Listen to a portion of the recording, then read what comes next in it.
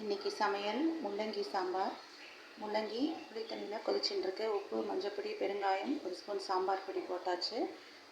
இந்த பக்கம் அரைக்கிறதுக்கு தேங்காய் வறுத்தது, 3 காஞ்ச மிளகா, கடலைப்பருப்பு, மல்லி, வெந்தயம், ஒரு ஸ்பூன் ஊற வச்ச பச்சரிசி, தேங்காய் வறுத்து மற்றதெல்லாமும் வறுத்து ரெடி பண்ணி வச்சுட்டுருக்கேன்.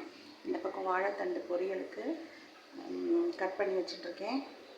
இந்த பக்கம் துவரம்பருப்பு சாம்பாருக்கு வேக வச்சு எடுத்து வச்சுட்டுருக்கேன். டிஃபின் சப்பாத்தி. ஸோ நான் முடித்ததுக்கப்புறமா உங்களுக்கு காமிக்கிறேன்.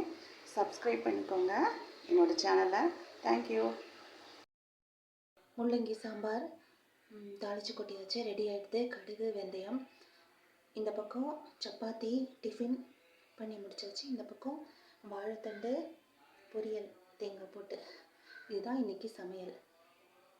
Okay, thank you.